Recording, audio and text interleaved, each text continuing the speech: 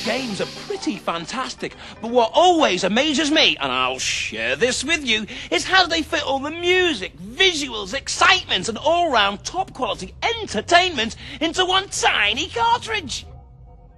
So how did we get all of that into this? I think an interesting thing to do, first of all, is to go back a couple of years when we first thought, shall we do a racing game? We knew racing games were very popular, and we thought we had the expertise and the programming skills to do a very good racing game. So we said, yeah, let's do a racing game. The next question we asked ourselves, is there a personality? Is there an endorsement we can add to the game which is going to make it even more exciting? We knew Nigel Mansell was doing well in the World Championship at that time. He wasn't world champion at that time, but we thought he might be. And we started speaking to him. Would he be interested in helping us with our game? He was very interested. He likes computer games. He takes a Game Boy with him wherever he goes. And soon we had Nigel on board as well. So we were there. We knew we were doing a Nigel Mansell racing game.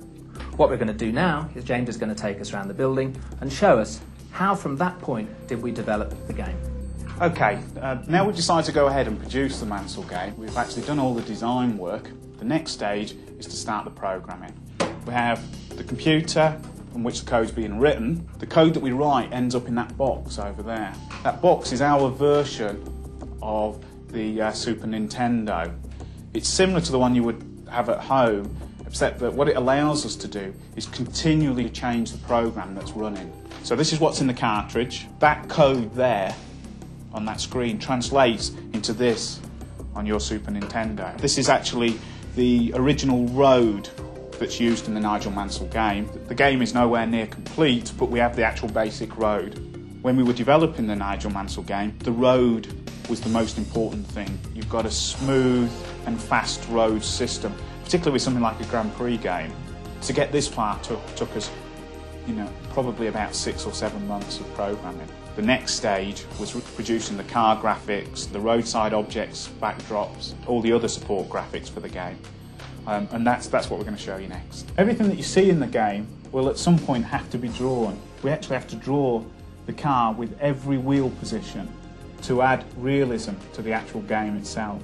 As well as drawing Nigel's car, we have to draw the cars that you're going to be competing against in the game. Could we run the animation, Greg? This is so we can, in the game, we can actually give the impression of a car moving away from you, or you moving up behind another car. How many frames did it take to do that? We originally used 8 frames, but I doubled them up to 16 to make it a lot smoother. It works really well. The game isn't just about racing around the tracks, though. Another important part of the game is the actual selection and setting up of the car between each of the individual tracks in the game. In this section, you can select your tyres, change the airfoil settings, etc. Below, we also see some graphics for the sponsors which we're adding to the car graphics. Anything for realism. Whilst the rest of the team are working on the programming and finishing off the graphics for our game, here in the studio, Pat's working on the music and sound effects. Could we have a listen to some of the music, please, Pat? Certainly. Once I've composed the music, it's built up of tracks similar to this. Okay, could we listen to a sound effect now, please, Pat? In an effort to create as much realism as possible, we asked Renault to record the engine sound from the actual F1 car itself. And this is the sound effect that we use within the game. So we've got the program, the graphics, the music and sound effects. Let's go and test that game. What we do is arrange for the programmer to send the finished game down to this machine, and using this machine we actually load the program up into these 2 chips. These chips now contain the whole game. The games are put into a cartridge, into a prototype cartridge, and then these are given to the testers to test. Here in Gremlin's test department we have a team of people whose job it is to play the games.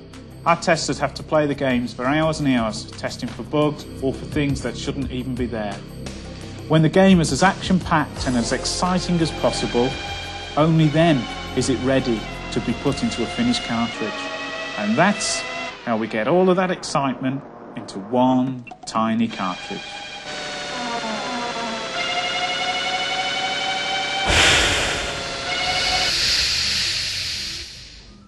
Hey, come here. This is between me and you, right? What I want to know is, how can you cheat at some of the games? Don't breathe a word.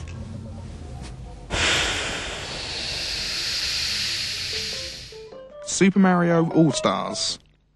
On the Lost Levels, World 1, Level 1, if you want to get some extra lives, this is what you have to do. Go to the first set of blocks and bash the second block to uncover the hidden mushroom. Bounce it with your head over the end block, leaving the Koopa inside. Grab the mushroom, being very careful not to scroll the screen past the row of blocks.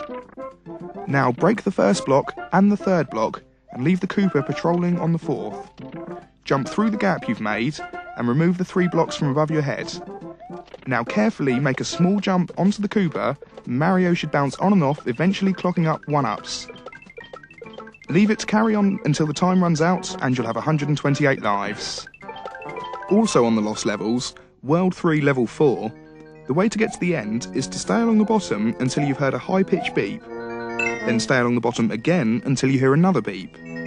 Now go all the way to the top and stay there until you hear 2 more beeps. If whilst going along the top you find a jump that's very hard to make, jump down to the floor and you'll find 4 hidden blocks. You can now use these to get back up to the top route and make it all the way to the end.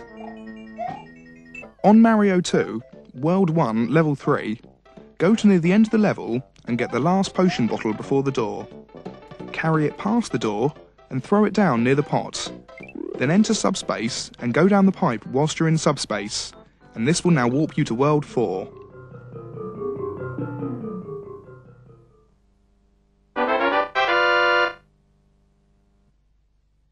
Mario 3.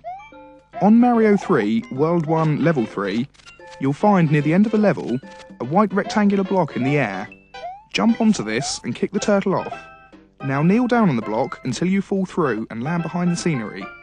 Now run to the right as if you were going to complete the level, but instead of finishing the level, it will take you to a secret mushroom house, and inside this mushroom house is a warp whistle.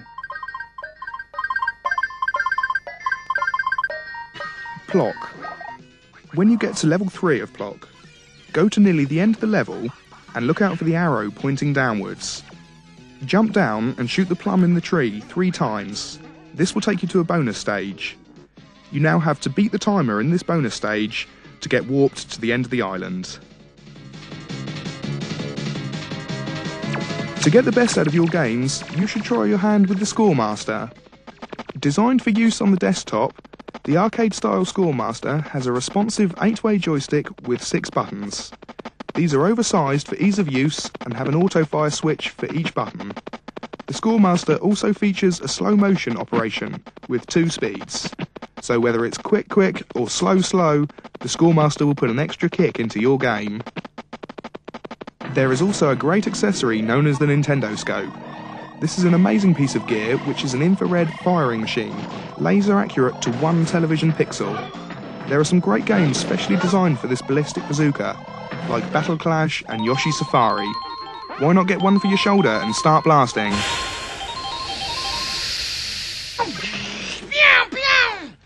I hate to tell you, thrill seekers, but it's time for me to go. Have fun on your Super Nintendo. And this might sound strange, but I'll be back. Hasta la vista, baby. Hey, not so heavy on the interaction.